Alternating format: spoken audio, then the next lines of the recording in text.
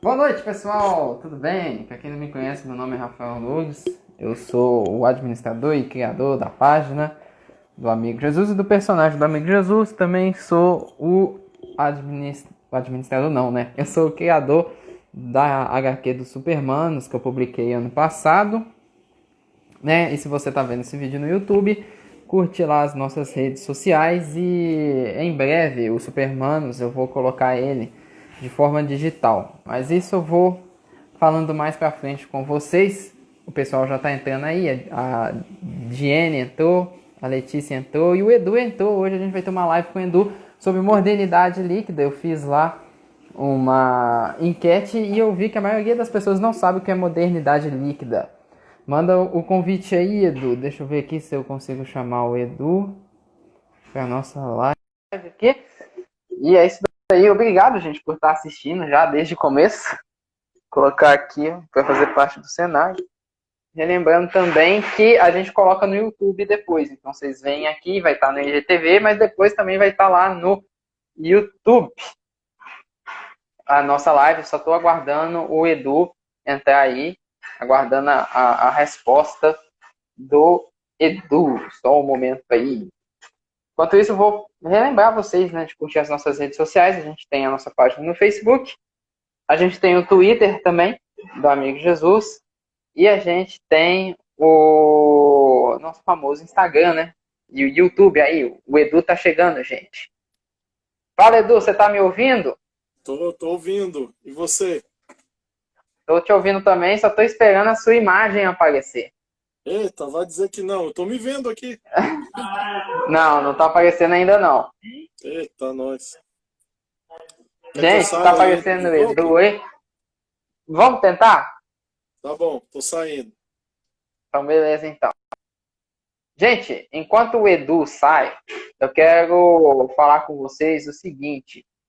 Vocês estão vendo aqui do lado do comentário, tem duas cartinhas com ponto de interrogação no meio.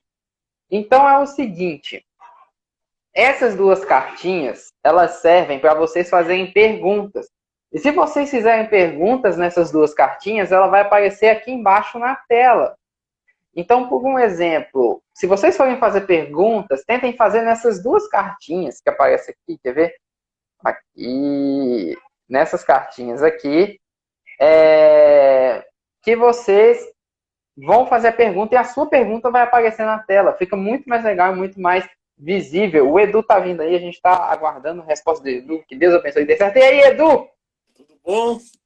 Bom, agora deu certo. Que legal. Tudo bem? E aí, Tudo Meire? bem. Prazer te Tudo conhecer. bem? Oi. Tudo bem. Gente, esses daí são o Edu e a Meire. A Meire é a esposa do Edu. E eu chamei. O Edu já é de casa, né? O pessoal já conhece. E eu chamei a Meire também para estar aqui, porque eu vi a live do Parábolas Geek e a Meire tem uns comentários sensacionais. Eu vi assim, ela descia mesmo o chicote no nosso lombo. Então eu chamei ela aqui para descer o chicote na gente hoje. Então, Meire, você pode Mostrei. descer o chicote aí se você quiser. Pô, que é muito legal. E aí, gente, como é que vocês estão? Tudo bem, graças a Tudo bem. Deus. Tudo jóia. Que bom, que bom. Se vocês quiserem, vocês, ó o mineiro falando, vocês quiserem, podem se apresentar para o público. Bom, quer se apresentar você primeiro? Primeiro as damas, ladies first. Primeiro. Bom, eu sou a Meire, eu sou a esposa do Eduardo. Esse ano nós completamos 17 anos de casados. Namoramos há 22 anos. Então, assim, estamos nessa jornada, né? Casados há 17 anos, 22 anos de namoro. E só que auxilia o Eduardo aí no ministério dele. E o Eduardo vai falar um pouquinho do Parábolas, mas eu sempre fui aquela que ficou mais nos bastidores. Mas eu gosto bastante de cultura pop e eu tenho auxiliado o Eduardo também no ministério dele nesse sentido, desde a criação do Parábolas Geek e a leitura dos manuscritos que hoje viraram livros. E Que legal. então eu sempre fiquei mais nos bastidores, não aparecia tanto. E aí, esse ano, por conta da quarentena, e nós fizemos 60 dias ininterruptos de lives, né? No, Com a página lá do Parábolas Geek, né? E aí eu apareci, resolvi aparecer. De tanto que Eduardo legal. ficar me chamando. Ainda bem, ainda bem. Graças a Deus, né, Rafa? É verdade, é verdade, Edu. Fala um pouco do Parábolas aí pra gente. Bom, deixa eu arrumar aqui o volume. Bom, o Parábolas é um projeto de. Estamos caminhando para 7 anos de jornada com Parábolas, começou em 2013. É um projeto que faz links da cultura com o cristianismo. Então, nós começamos com os devocionais, então, devocionais que fazem a relação entre cristianismo e cultura pop. E isso começamos nas redes sociais, fomos escrevendo texto. Quando a gente chegou num volume muito grande, nós procuramos uma editora, encontramos a editora Legal. MBH, no evento, né, naquele famoso evento, né, que vai ser Expocom. tipo uma primeira Comic Con, assim, né, o que uniu todo mundo, fez o pessoal se É verdade, conhecer. Então, naquele é ano de verdade. 2016, a gente conheceu o pessoal da editora 100% Cristão, e aí foi a semente que deu origem ao Devocional Pop em 2017. Alcança ele ali para mostrar a capa. Então, aí nós lançamos um devocional anual, né? O famoso, já todo mundo, o pessoal todo já está cansado de ver o livro, né? O Devocional Pop, são quase Essa capa vermelha 400. é bonita. Eu gostei bastante. Essa aqui é a edição especial, né? Comemorativa já da 4ª edição do É, livro. E a gente tem uma capa azul e uma capa branca. Então, às vezes, a pessoa não vê a vermelha, legal. mas viu a azul ou a branca. O Ah, conteúdo é o mesmo, só muda a capa. Na verdade, eu gostei mais da vermelha, o Simval gostou mais da branca. E para não brigar, ele fez as duas, daí para ninguém ficar triste, né? Aí que lançamos legal. com duas capas diferentes aí, só por causa do gosto, né? Eu bati o pé que eu gostei dessa aqui, né? E ele bateu o pé que ele Uhum. gostou da branca e a gente lançou. E aí agora, na 4ª Faz edição, as duas. a edição especial, lançamos mais a azul, que daí tem o pessoal que é colecionador mesmo, né? Que acaba adquirindo os Os outros volumes. lombadeiros. E Os aí, lombadeiros de plantão. em 2019, a gente lançou os 40 dias, né? 40 dias com os Vingadores, 40 dias com Star Wars. E tá no forno É, aí para sair, provavelmente sai agora em julho, 40 dias com a Liga da Justiça, para encerrar bacana. aí a primeira trilogia dos 40 dias, né? Então é um pouquinho Que resumo da legal, ópera Edu. aí, para a gente começar o nosso bate-papo de hoje. É isso aí. E vou falar em Liga da Justiça. Hoje saiu o trailer do Snyder Cut, você viu? Você viu aquilo? Eu fiquei impressionado. Eu Eu também tava. fiquei. A presença do Darkseid, assim, É, ficou muito bacana. é, Faz as pernas você ter um tremer. personagem, você ter um Darkseid no universo da DC e não explorar isso num filme da Liga No é filme da Liga complicado, né? foi Por triste. mais que você Foi não muito triste. desenvolvesse o personagem, você tinha que dar, pô, você já tem a Marvel para ensinar, né? Como é que faz o É negócio, né? verdade. É Uma ceninha que você verdade. Como que mostrasse o a coisa dá Darkseid ali, certo? pronto, resolveu o É problema, É. né? verdade. Não, Então, tem gente falando que aquele trailer foi melhor que todo filme da Liga da Justiça. Eu concordo. Você assiste assim, você fala, meu Deus, olha lá, é o Darkseid. Muito eu juro que legal mesmo. a gente torce para dar certo, né, a DC. Tanto que a gente Então, pode dar apostou certo. lançar os 40 dias com a Liga no lançamento original da Mulher Maravilha Da Mulher 2. Maravilha. Seria Que agora. seria o quatro- 1984, seria né? em 4 de junho 4 de agora, né? junho Então, teria sido o lançamento. caso nós não tivéssemos sob o Apocalipse, seria vivendo o Apocalipse, nós teríamos lançado 40 dias com a Liga agora, dia 4 de junho. Então nós vamos fazer uma É live verdade. de lançamento agora em julho e o 40 dias com a Liga deve estar disponível aí para todo mundo no Brasil e a galera que curte Bacana.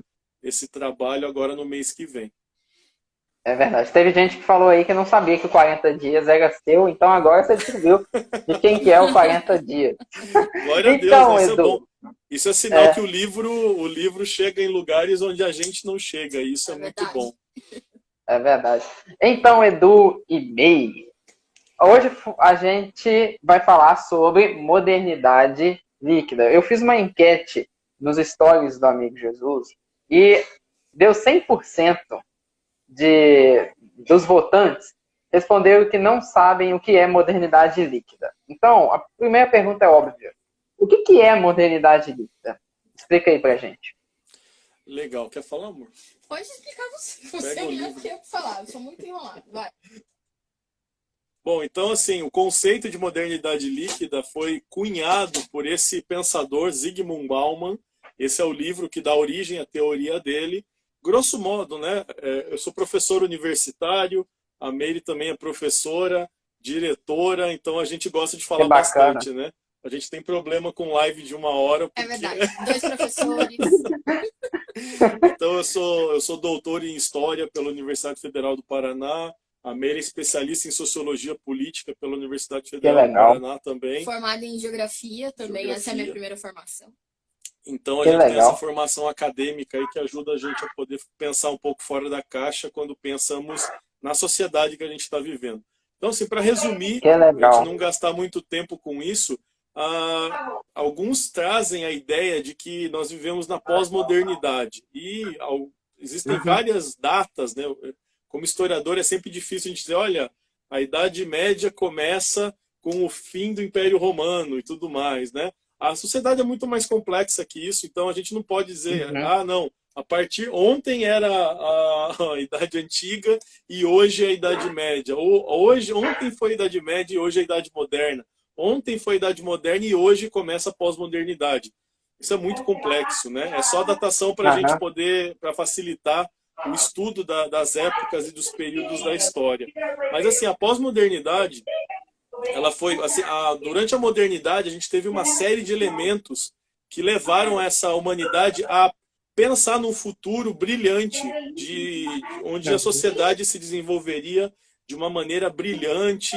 Porque o que a gente teve nessa modernidade? A gente teve o iluminismo, que trouxe essa ideia, né, de uma racionalidade, uma sociedade cunhada na razão, a filosofia, a ciência, né? Ao mesmo tempo a gente teve a Revolução Industrial, que também trouxe essa mudança toda a maneira de se trabalhar, né? Como a relação de trabalho mudando, o desenvolvimento tecnológico dessa sociedade. Então havia uma perspectiva de um crescimento brilhante. A ideia de ordem e progresso, né? Sempre a humanidade estaria indo para um lugar melhor. Isso foi o que cunhou essa modernidade que vai até até o final do século XIX. Aí vem o século XX, onde a gente experimentaria, digamos assim, na prática, tudo que foi preparado no período anterior. Mas a gente vem no século XX, o que acontece na prática? 2 guerras mundiais, duas grandes guerras, com massacre de milhões de pessoas morrendo, né? Você tem a questão do Holocausto, o massacre dos judeus, o genocídio, né?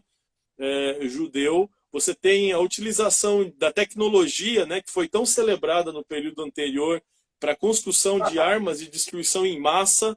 E você tem a detonação de 2 bombas nucleares, né? Em cidades, em Hiroshima e Nagasaki. Então parece que esse futuro brilhante que a gente previu enquanto sociedade ocidental, na prática não aconteceu. E aí você entra, né, depois da metade do século XX, aí você tem o desenvolvimento da política, né, você tem a Guerra Fria que vai permeando todo esse século XX, uma tensão constante de uma iminência de uma terceira guerra mundial pautada em detonação de bombas nucleares. Então você tem uma série de problemas também, a política da América Latina, com ditaduras explodindo em todos os lugares. Então, quer dizer, aquela democracia que a gente esperava não aconteceu. Então você tem aí, com o fim da Guerra Fria, com a queda do Muro de Berlim em 89, você tem, digamos assim, a inauguração dessa pós-modernidade, que seria um cair na real. Quer dizer, olha, nós não estamos bem enquanto humanidade. A humanidade não está boa, né? Nós não estamos construindo um futuro melhor, muito pelo contrário. Vamos olhar para o século XX, a gente vai ver uma série de problemas. E a partir disso, a pós-modernidade seria um futuro possível. Olha, digamos assim, uma depressão dessa humanidade que pensa, olha, a humanidade não está legal, Nós não vamos chegar num lugar brilhante e vamos ver o que acontece. Seria a ideia de um futuro possível, essa pós-modernidade. O Bauman, que é aquele autor do livro ali que eu mostrei para vocês, ele traz uma ideia diferente, que é o seguinte: o que essa modernidade ela vai preparando? Ela vai destruindo tudo aquilo que pautou a sociedade ocidental nessa Idade Média.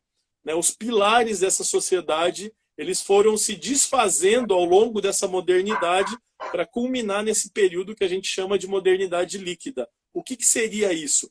Todos os pilares que trouxeram a nossa sociedade ocidental até esse século XIX, eles se desfazem no século XX. Por exemplo, a moralidade, um pilar da moralidade, o pilar da família, por exemplo, com a desestruturação da família, né? A gente vê que há 2 gerações atrás você não tinha casais se separando, por exemplo, né? Isso hoje é algo muito normal. Muito natural até. É verdade. Aí você vai pegando outros elementos, por exemplo, a questão própria, né? Isso é muito acelerado pela revolução digital que a gente está vivendo hoje, né? Você tem a revolução da internet e aí você tem uma nova revolução, que é a revolução móvel. Então, quando você tem acesso a toda a informação da humanidade na palma da sua mão, através dos nossos smartphones e tudo mais. Isso vai acelerando essa desestruturação e vai chegando a um ponto onde hoje a gente tem um problema da informação, o que é verdade, a gente já não sabe mais o que é verdade. Não por acaso a gente tem um debate muito grande sobre fake news nos nossos dias, porque ninguém sabe mais o que é verdade. A verdade é relativa, cada um está construindo a sua narrativa, a sua verdade, né? Nós temos até uma discussão, uma liquidez dos relacionamentos. Relacionamentos hoje são líquidos, você não tem relacionamentos feitos para durar, relacionamentos são feitos como consumo, né? As pessoas são consumidas como se fossem coisas, objetos. Então, a partir do momento que você não me atende mais, não me satisfaz mais, eu troco por outro produto. Então, os relacionamentos também perderam aquela moralidade que havia nas gerações anteriores. E a gente pelo menos havia na geração dos nossos avós, por exemplo. Avós, é verdade. As pessoas não ficavam trocando de marido, de mulher. Não tinha essa coisa de, eu vou namorar e namora 1 milhão até casar. E hoje não, hoje é muito fácil. Hoje as pessoas elas acabam se consumindo. Nós vivemos hoje numa sociedade de consumo, uma sociedade que quer consumir. E essa sociedade de consumo, ela não está mais somente no ter aquilo que eu posso comprar, mas ela também está pautada em ter os relacionamentos. Então, o meu relacionamento está pautado como se fosse um produto. Enquanto esse produto estiver me atendendo bem, eu vou continuar a usá-lo. A partir do momento que ele não está me atendendo direito, eu vou trocá-lo. Então, nós estamos nos relacionando hoje como produtos também. Consumimos algo. É verdade. Se esse relacionamento não me serve mais, eu jogo fora e pego outro, né? Assim como os nossos celulares, né? Todos os nossos produtos tecnológicos hoje tem aquilo que a gente chama de obsolescência programada, né? Que todo objeto tecnológico ele tem um tempo de uso. Os nossos smartphones, eles funcionam bem aí por uns 2 anos, mais ou menos. Passou dos 2 anos, eles já ficam meio, né? Aquela coisa meio ruim. As atualizações de software do aparelho já não acontecem mais, né? Já começa a ficar mais, né? Então, isso é o que a gente chama de obsolescência programada, que é o quê? A tecnologia, ela tá mudando rapidamente e os nossos aparelhos tecnológicos também. Então, a gente está sempre querendo coisas novas. E a mesma coisa nós estamos nos utilizando dentro da sociedade, onde não há mais uma verdade, porque tudo é líquido, né? Tudo é muito rápido. Nós também transferimos isso para os nossos relacionamentos de amizade, relacionamentos amorosos, e assim vai. É verdade. Sobre os celulares, eu acho que o tempo está até menor agora. Acho que está mais ou menos durando perfeitamente, assim, 1 ano. 1 ano. Com a 2 anos atualização, a atualização do próprio Android já come a maior parte da memória do celular, e isso é para justamente a gente comprar mais celulares. Mas aí, é o seguinte, é uma coisa interessante de se notar que parece que toda aquela construção que o ser humano teve para chegar em algum lugar perfeito, uma espécie de pseudo-paraíso, na verdade, quando ele chegou lá, foi tudo o reverso daquilo que ele gostaria que tivesse acontecido, igual o Edu explicou que aconteceu. E aí a gente vê hoje realmente uma questão das pessoas redefinirem tudo. Não é mais uma metanarrativa que define aquilo que eu penso, mas e eu vivo. É eu que dou todos os significados para a família, para religião, para política, todas essas questões, e a gente vê isso que acontece igual a Meire falou, né? Infelizmente, eu tenho visto crescendo até mesmo dentro da igreja uma questão muito crescente de jovens que não querem muito o casamento. Às vezes eles querem viver namoro, mas não querem casar, porque essa relativização está entrando na igreja. Mas eu gostaria de perguntar para vocês o seguinte: a gente está vivendo a modernidade líquida. E às vezes a gente, até mesmo nós somos líquidos. E aí eu gostaria de perguntar para vocês, primeiramente, a primeira parte da pergunta é: como que a igreja deve lidar com essa modernidade líquida, gente? E qual que é a consequência dela na igreja?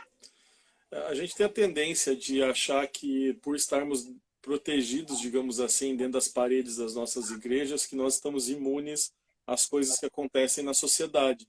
Nós não estamos. Um grande problema da igreja é algo que eu tenho comentado algumas vezes, até você tinha falado que era um assunto para a gente tratar na live, a questão do nosso delay. É um atraso que a gente tem no discurso da igreja em relação ao que está acontecendo na sociedade. Porque a gente se envolve tanto com as questões internas da igreja, né? A gente sabe, quem é cristão aí e resolve botar a mão no arado, você tem muito trabalho para fazer. Você nunca vai fazer só uma coisa dentro da igreja, você vai ser líder disso, líder daquilo, vai ajudar naquilo e tal. E quando você vê a tua semana, ela está toda recheada de atividades internas dentro da igreja. E isso é ótimo, é maravilhoso. O grande problema é que a gente se aliena e para de perceber o que está acontecendo fora da igreja. Ao nosso redor. E aí a gente pensa assim, bom, quem são as pessoas que vão entrar na nossa igreja hoje? Quem são as pessoas que vão aceitar Cristo nas nossas igrejas? São as pessoas que estão totalmente embebidas desse universo, dessa modernidade líquida que a gente está conversando aqui. Dentro de um relativismo cultural, dentro de um relativismo moral, né? Por exemplo, a questão das igrejas mesmo, né? Uma palavra que vai reger essa modernidade é a palavra experiência. E enquanto as gerações anteriores foram pautadas pela palavra estabilidade. Enquanto a estabilidade era importância para a geração dos nossos pais, a gente já está numa transição, né? Mas assim, nossos pais, ainda você encontra na geração dos nossos pais aquele povo que começou a trabalhar na mesma empresa e se aposentou naquela mesma empresa. Passou toda a sua vida fazendo a mesma coisa, porque o que é importante era a questão da estabilidade. Agora você nunca mais vai encontrar alguém que faça isso nessa geração. Por quê? Por que eu vou passar a vida inteira fazendo a mesma coisa se eu posso aprender ter várias experiências em diversos ambientes de trabalho? Então eu aprendo algo aqui, saio, vou para outro lugar, aprendo mais uma coisa e vou compondo a minha vida de experiências. E a gente acha que esse discurso ele não chega na igreja. Esse discurso é verdadeiro na questão dos relacionamentos, né? Enquanto a geração dos nossos pais era que ainda, né, dos nossos avós, né, mas vamos colocar os nossos avós. Que era, por exemplo, aqueles, o casamento é para a vida toda. Eu namorei com o primeiro namorado e vou passar a minha vida toda com ele. Isso hoje não cabe mais. Porque a ideia é, por que eu vou passar a vida inteira com uma pessoa só, se eu posso ter diversas experiências de relacionamento com outras pessoas? E aí vem a questão da igreja. Essa é a mesma mentalidade que afeta hoje os nossos jovens nas igrejas. Por que eu vou passar 40 anos, a minha vida inteira, dentro de uma igreja local, se eu posso ter diversas experiências religiosas em vários lugares diferentes? Né? E verdade. Por que isso está muito em voga nos nossos dias? Como você fazia 10 anos atrás para visitar outra igreja? Você tinha que fazer um malabarismo gigantesco, né? Achar uma desculpa com o pastor. Pastor, eu não vou vir no culto hoje e tal. Torcendo para ele não perguntar o que você ia fazer, porque daí você ia e dava uma escapada para ver o que estava acontecendo em outro lugar, em outra igreja da tua cidade.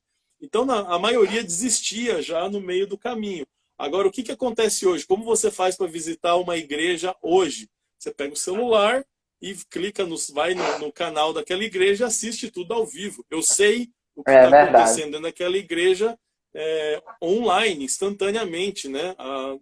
Enquanto está acontecendo, eu estou participando daquilo. Então, hoje é muito mais fácil. Então, esse é das questões que a gente precisa tratar enquanto igreja. Nós não vamos ter mais uma geração que seja aquela geração que vai passar a vida toda com você como uma ovelha, né? Você não vai ser o pastor daquela pessoa a vida toda.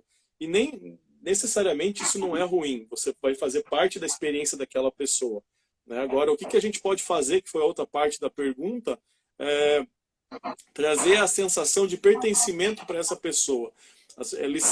Essa geração está pautada em projetos, em propósito.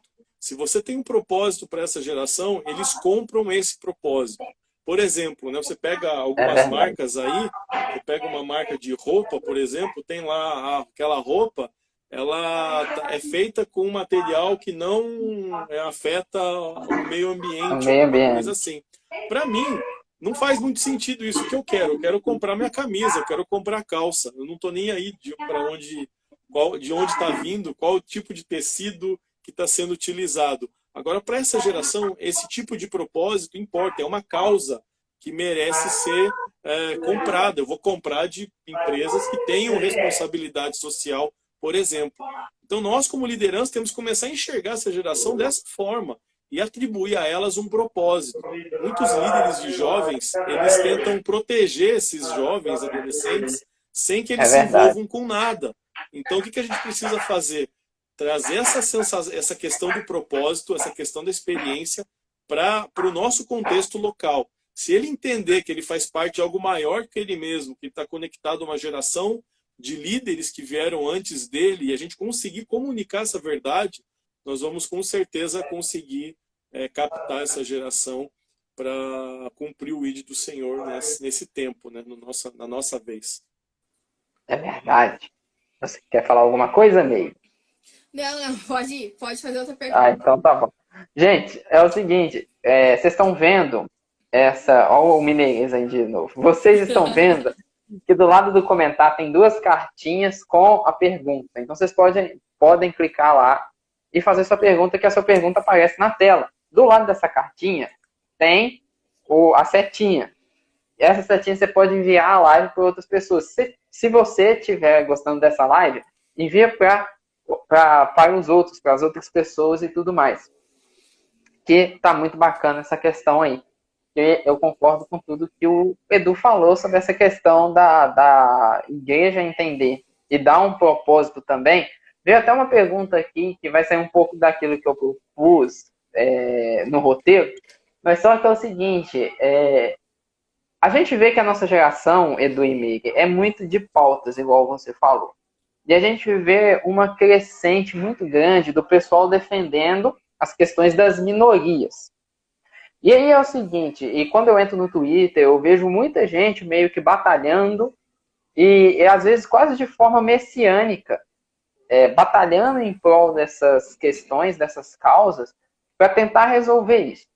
A pergunta que eu faço é, vai ser resolvido isso, essas questões, desses problemas sociais que acontecem, e até onde é uma coisa que as pessoas estão fazendo só para ficar bem na fita e, de fato, será que elas importam com essas causas ou não? Deu para entender a pergunta? Deu.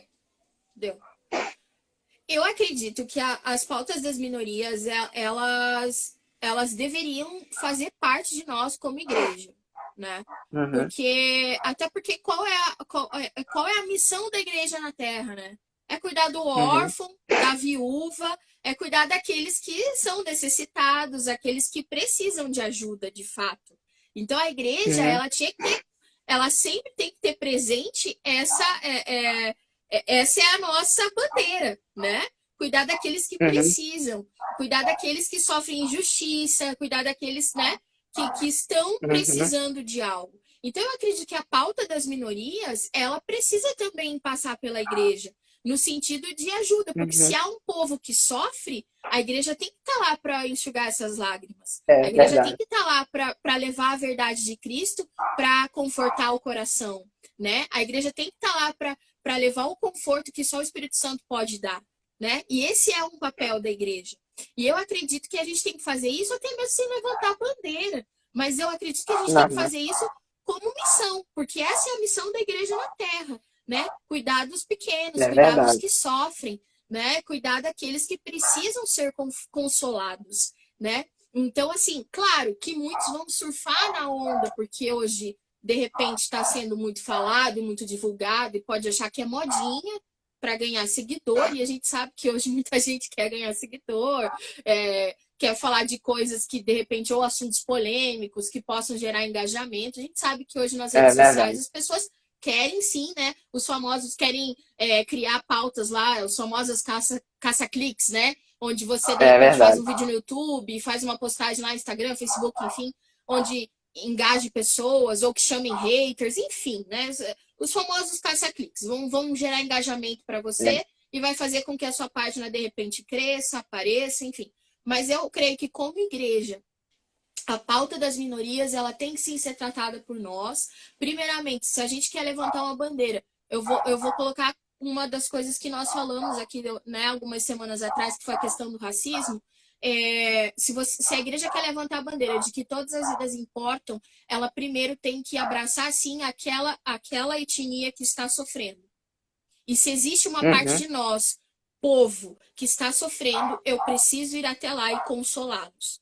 Então, há uma uhum, parte de nós que está sim sofrendo preconceito, que está sim sofrendo com problemas de não uhum. ser aceito pelo restante da sociedade. Então, eu como igreja, nós como igreja, precisamos sim entender a dor desse povo e abraçá-los. E não vir É somente isso aí. questionar ou então somente falar assim: ah, não, mas todos nós somos iguais, todos nós somos humanos. Mas existe um povo que está sofrendo. E por que não eu É não vou me verdade. compadecer? Eu acredito que É essa é uma verdade. missão da igreja: consolar os que sofrem. Então, se É estão verdade. chorando, eu preciso ir lá e chorar junto, porque a palavra me diz isso, né? Então, É que eu vá lá verdade. e console. É isso aí. Edu? Isso.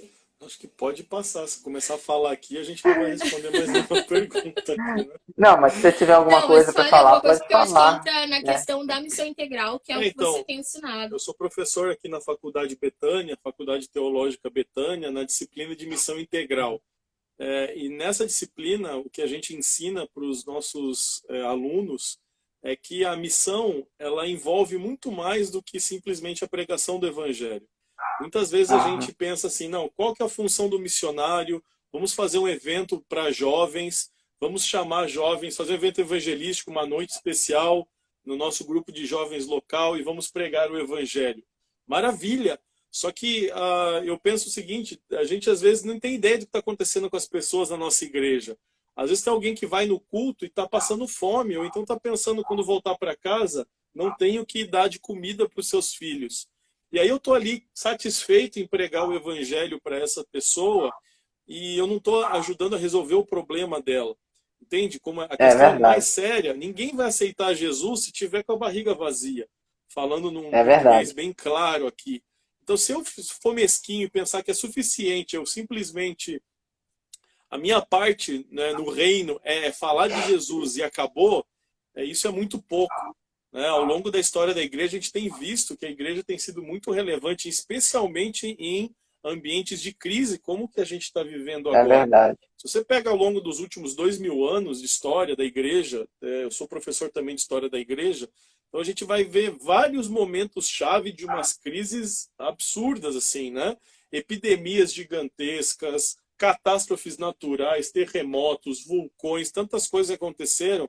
E a igreja sempre foi um bastião de esperança para essas É populações verdade. desesperadas. Então, só que o que eu tenho visto, nós como igreja temos nos fechado dentro das nossas próprias necessidades.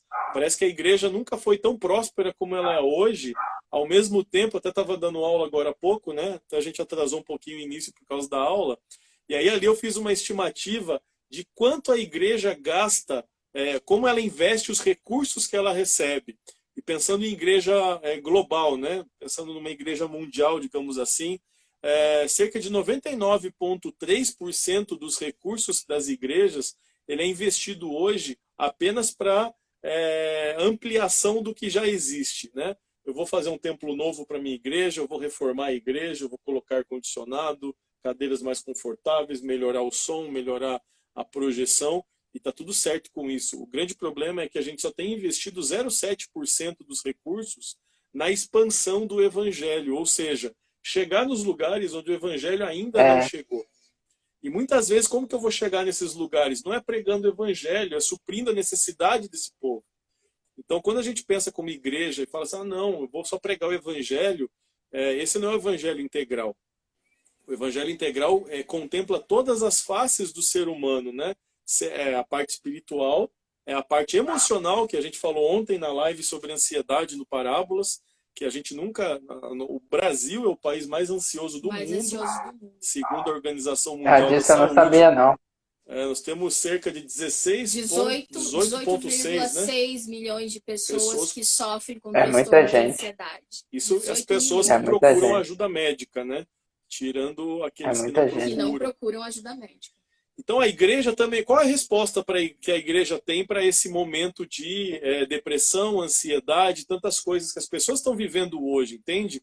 Então, e como a gente resolve essas questões? Primeiro, é com informação. Né? Nós, como igreja, muitas vezes a gente passa vergonha porque a gente não estuda o que está acontecendo. Eu gero opiniões baseadas na minha própria ideia.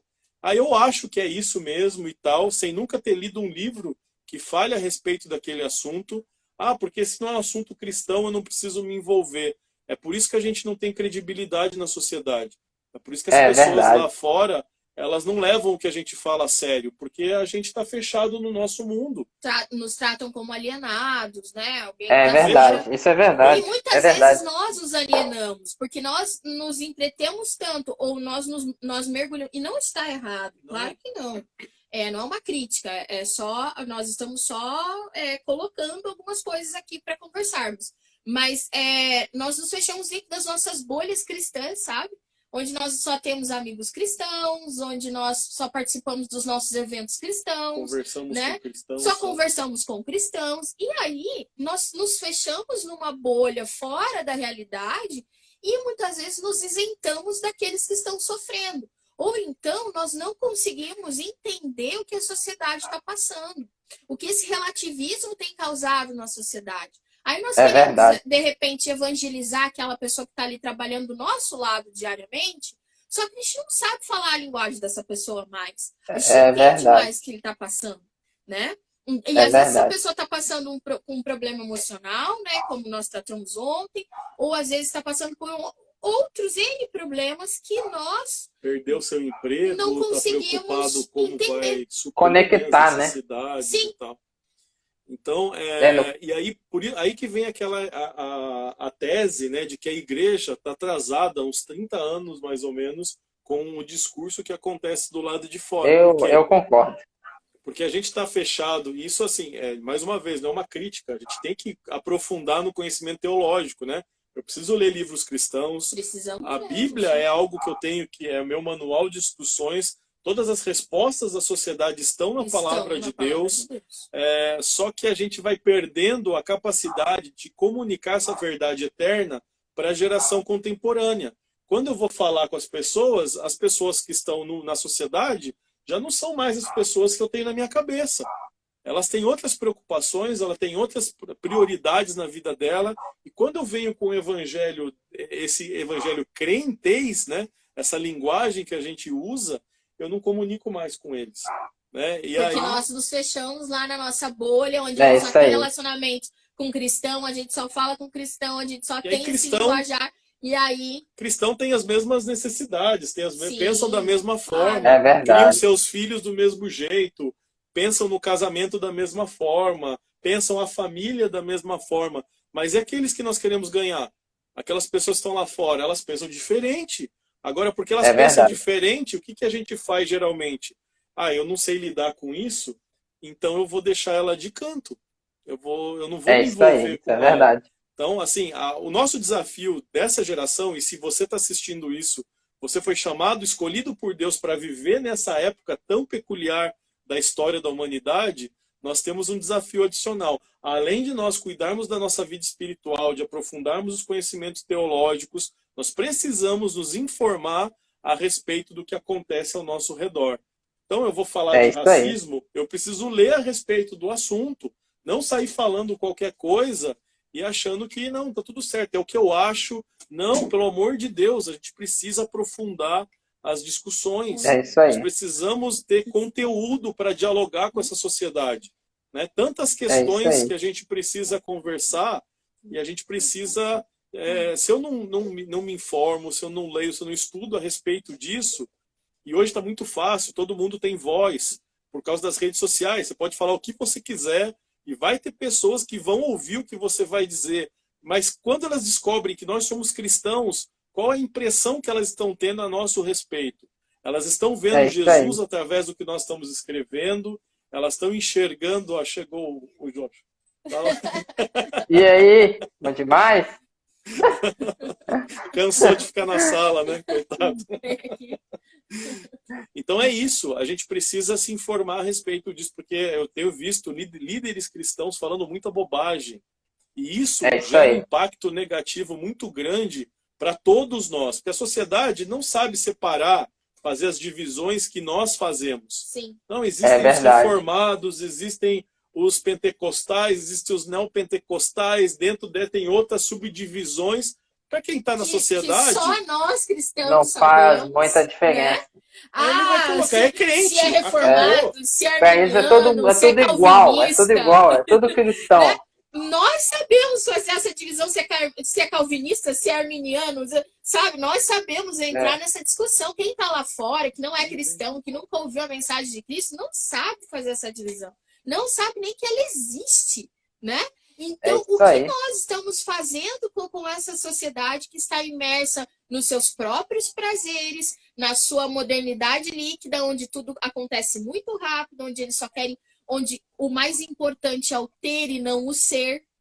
E nós cristãos sabemos que o importante é o ser. Mas como que nós vamos comunicar essa sociedade que para eles o importante é o ter, né? É ter um relacionamento e não ser um relacionamento, né? É ter algo que possa me fazer bem. Não, eu preciso de coisas que nós cristãos sabemos que nós não somos felizes através de coisas. Quem está lá fora, eles acham que é o consumir, o ter coisas é o que traz felicidade. Então, como que a gente vai comunicar com essas pessoas, né? Então, por isso que nós temos que ter conhecimento. Nós precisamos saber o que eles estão pensando, o que eles estão falando. E não somente ser superficiais, porque a questão da revolução digital e a questão das tecnologias aqui na palma da nossa mão, ela trouxe algo muito bom, claro. Só que ela também trouxe algo que é a superficialidade. Nós temos acesso a muita informação, mas nós não nos aprofundamos em nada. Então, nos tornamos superficiais, né? Então, assim, para nós cristãos, muitas vezes queremos nos aprofundar no conhecimento bíblico e precisamos, só que também sofremos esse impacto dentro da igreja, porque também tivemos uma geração superficial também no conhecimento da palavra. Mas também vemos uma geração que é superficial no sentido de conhecimento do que está acontecendo na sociedade. Eu não posso falar de racismo se eu tenho um conhecimento mínimo, né? Se eu não li nada. E aí somente chegar e reduzir o assunto a somos todos iguais. Ok, mas aí outro dia estava dentro da igreja, um adolescente negro conversando, e aí de repente surgiu um assunto.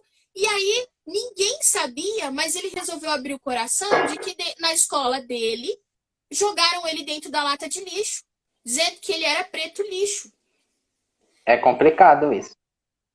E aí, como que eu falo que não, nós somos todos iguais? Aí ele olha pra mim e fala assim, não, mas eu não sou tratado igual. Eu não sou tratado igual. E aí, como é que resolve isso? Como que a gente resolve isso? E aí a igreja não fala sobre isso. Porque para a Quebra igreja o tá pau tudo mesmo. normal, que tá todo mundo igual. Né? E não está. Verdade. Existem pessoas sofrendo com isso. E qual é a resposta que nós daremos a essas pessoas que estão sofrendo? Né? Então é isso que nós quebra o precisamos pau pensar. mesmo. É isso aí.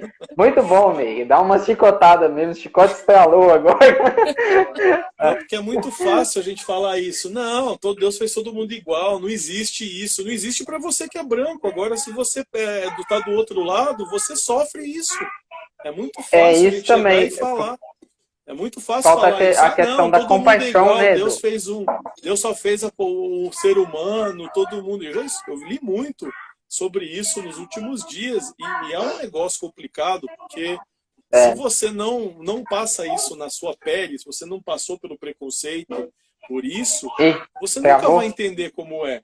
É, Então, É como isso alguém aí. que não sofre isso, o que você deve fazer? Deve se informar, deve fazer leituras, estudar a respeito do assunto para tentar ter empatia. Eu tenho visto algo que É me deixa verdade. muito triste, que a igreja não é empática mais.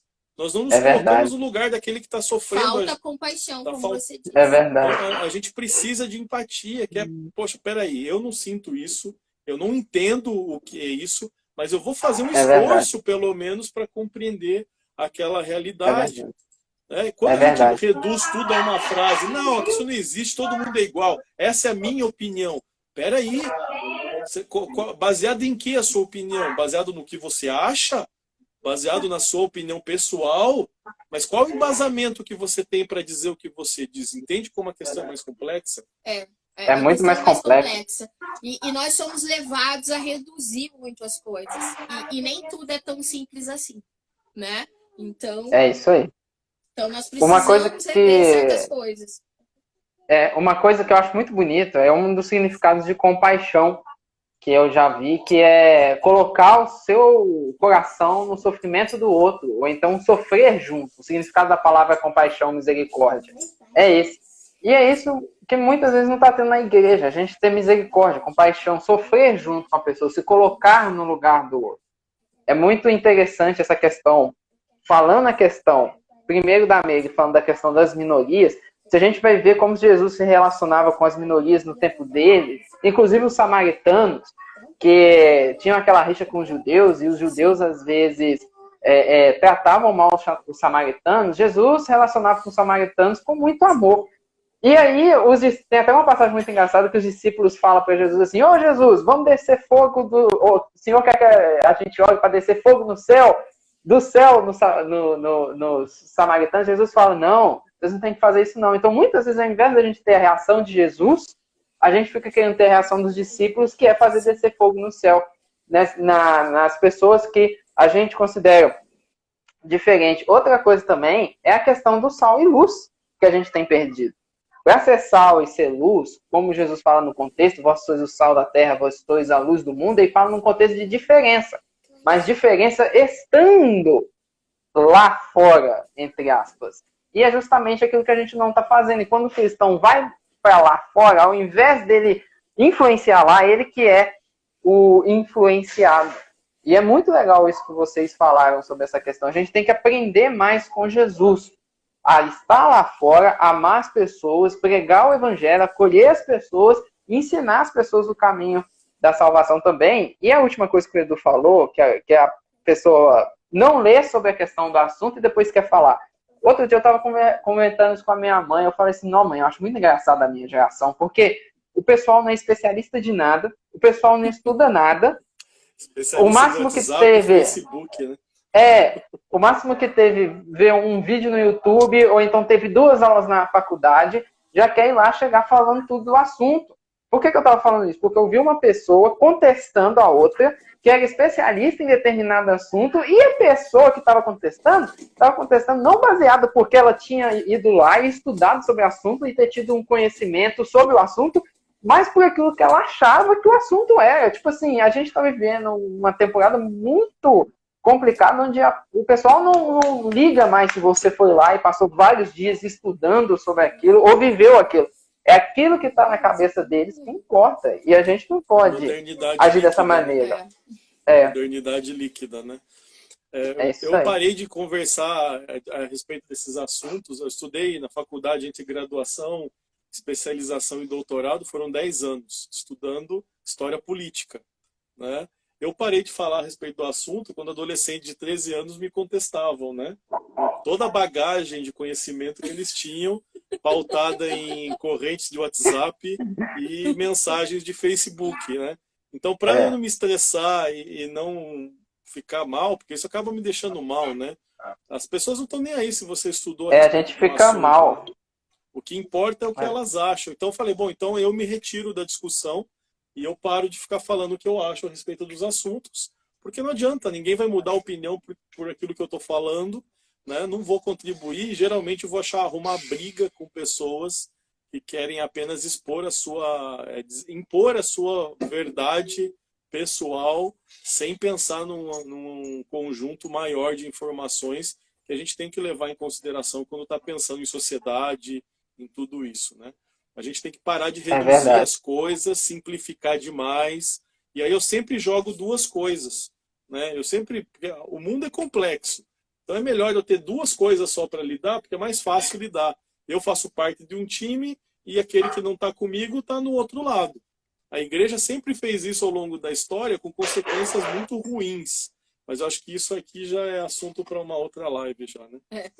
É isso aí. Dá pra gente fazer lives até não poder mais. A outra coisa que eu quero... É verdade. A outra coisa que eu quero comentar depois de um tempo, quando o YouTube do Amigo Jesus tiver muito inscrito e der para fazer lives lá, vou ver se eu convido mais pessoas para fazer a live juntos. Aí faz live com 4 pessoas e tudo mais, mas é coisa do futuro. Mas só que aí, uma coisa que eu gostaria de perguntar é: qual que vai ser a consequência de uma geração líquida para a geração que vai vir depois da geração líquida? Como é que vai ser isso daí, gente?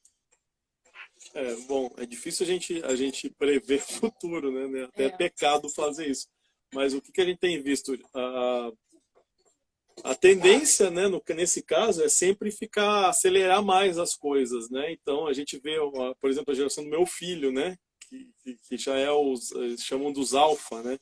Então, os adolescentes jovens de hoje são esses millennials, e já tem os alfa, são as crianças de hoje, né? Elas têm uma relação com essa tecnologia maior ainda do que os adolescentes de hoje, né?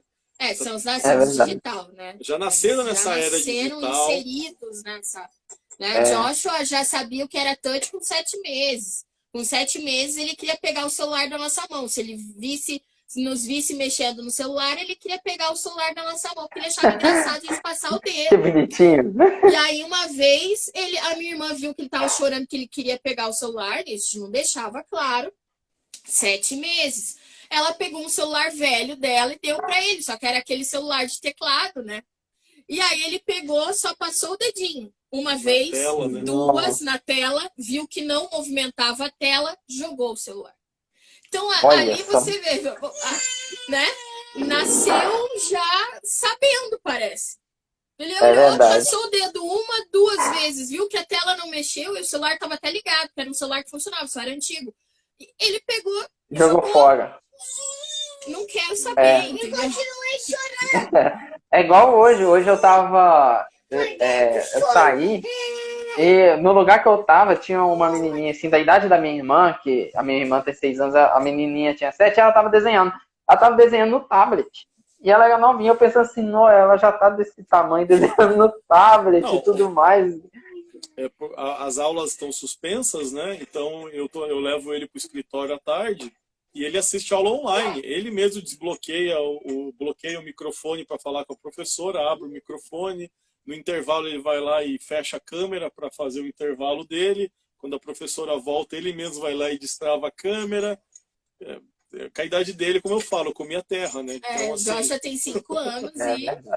Existe um potencial muito grande nessa geração, como em toda geração. E eu vejo assim, só que aqueles que vieram antes, né? Nós precisamos aprender a conduzir essa geração a usar essa tecnologia, essa informação com sabedoria, para que não fique uma geração cada vez mais rasa do que a anterior. Porque senão vai chegar um ponto onde a única fonte de informação desse pessoal vai ser as bolhas de informação, que o bendito algoritmo das redes sociais só trazem informações que sabem que você gosta. Então você só vai receber informação que você quer ouvir, né? E vai chegar um ponto onde ninguém vai ser contrariado mais, porque toda a informação que vai chegar no seu Facebook, no seu Instagram, no seu Twitter, é aquele tipo de informação que os algoritmos já escolheram, já perceberam que é a informação que você consome. Então a gente vai perdendo cada vez mais a nossa capacidade de escolha, né? Então a gente precisa tomar cuidado, né, com aqueles que vieram antes para poderem cuidar dessa geração de acordo. Há muito É verdade. potencial, mas há um perigo grande também das coisas piorarem. Então, como é um momento da história do presente, nós estamos aprendendo, porque todos estamos passando por essa revolução juntos. Talvez na geração do Joshua a gente já tenha algumas respostas de como melhorar essa interação e esse uso de tanta informação. Porque informação é poder, né? Sempre foi poder. É verdade. Informação resolveu guerras ao longo da história e de repente todo mundo tem acesso a toda a informação, né? E também não está É nos verdade. levando a um nível maior de conhecimento, muito pelo contrário. A gente olha para as redes sociais e infelizmente a gente não vê isso acontecendo. Então, nós temos muito potencial, mas também existe muito perigo em que as coisas fiquem cada vez piores. Então, só que a decisão está em nós. Nós devemos cuidar com a próxima geração para que eles possam crescer e voarem muito mais alto do que a gente. Eu acredito É que isso aí. assim, há uma projeção, né? A gente pode fazer uma projeção, mas se nós não cuidarmos, essa nova geração, essa próxima geração, a geração da sua irmã, do meu filho e tal, vai ser uma geração com uma maior fluidez ainda, né? É verdade. Mas nessa modernidade líquida vai ser mais fluida ainda, né? Porque hoje a gente está vendo a questão, por exemplo, deles já essa geração líquida que nós chamamos já não consegue ter nenhum tipo de identidade, né? Os nossos jovens, nossos adolescentes, né? Quantos com problemas de gênero hoje em dia, né? Que nós, a igreja, não sabemos lidar com isso, nem sabemos como é isso. E é uma fluidez, né? De não saber. As pessoas chegam ao ponto de não sabem mais se é homem ou mulher, e é uma fluidez nisso, né? E é resultado dessa modernidade líquida, onde não há verdade, né? Há uma pós-verdade, né? A sociedade trata com isso. Onde as pessoas elas criam as suas próprias verdades. Então eu tenho muito medo de uma geração mais fluida ainda, né? Onde cada um faça a sua própria verdade e viva de acordo do que quer, do jeito que quer viver. Então por isso que a igreja precisa acordar e precisa ser sal e luz mais, sabe? Tem que ser. Nós precisamos nos inserir na sociedade, mas de forma correta, isso aí. com conhecimento. O Natan aí tá dando tchauzinho pra gente. Uma coisa também que me dá medo, May e Edu, é a questão justamente também dessa questão de ter a verdade pessoal. Que bom que você chegou, Natan. Chegou bem no final. Aí, mas que bom que você chegou. Ele é fiel, né? Sempre. Ele é fiel. Sobre essa questão da verdade, igual você colocou aí, o meu maior medo é a questão da intolerância, porque a gente vive uma época. E infelizmente está acabando a nossa live, a gente pode deixar para fazer uma parte 2 na semana que vem. Mas só que, por conta disso, a gente vive uma época de muita intolerância. A gente fala sobre tolerância, mas a gente fala de tolerância com os nossos e com as pessoas que a gente concorda. Mas quando o outro é muito oposto, a gente já não fala tanto de intolerância assim. A gente quer matar o outro, igual eu falei, fazer descer fogo do céu. Então esse também é o meu medo. Se essa próxima geração for mais fluida, ela vai ser muito mais intolerante do que a minha geração é. Infelizmente, eu vejo que a minha geração é muito intolerante. Vai sim, Nathan, vai ficar salva. Deixa eu ver aqui quanto tempo que a gente tem. Acho que a gente tem 2 minutos. Edu e Meire, se vocês quiserem, acho que é óbvio que vocês querem, né? Despedir do pessoal e convidar o pessoal para Parábolas também. A gente tinha muita coisa para falar, entrou numa parte muito boa dos dualismos aí dessa questão toda, né? Mas fica para uma próxima etapa, né? Falar dessa simplificação das discussões e tudo mais. Bom, é um prazer estar com você, já é freguês aqui já do amigo Jesus, né? Volte e meia a gente está por aqui discutindo esses assuntos. Muito bom, eu gosto. Agradeço pelo convite. E assim, galera que não conhece o Parábolas, conhece os nossos livros, procurem o nosso site, o parabolasgeek.com, você encontra todo o material lá disponível, as nossas redes, YouTube, Instagram, Twitter a gente tem, mas não mexe muito. Então você acha, encontra o Parábolas em todas as redes sociais aí. Vamos trocar uma ideia, vamos bater um papo. Nós fazemos lives É. semanais no Parábolas, toda quarta-feira, às 10 da noite, às 22 horas. Não Então, apareceu 20 convidamos segundos vocês. restantes. Prazer, muito obrigada pelo convite. E Deus abençoe a galera que tá aí. Amém. Obrigado pela Obrigado presença. vocês, gente, pelo convite. É sempre bom estar recebendo vocês. E quando tiver XCon Curitiba, eu vou fazer de tudo para ir. E vou querer Isso aí. visitar vocês aí na casa de vocês. Isso. A gente ficar conversando, Venha. batendo papo durante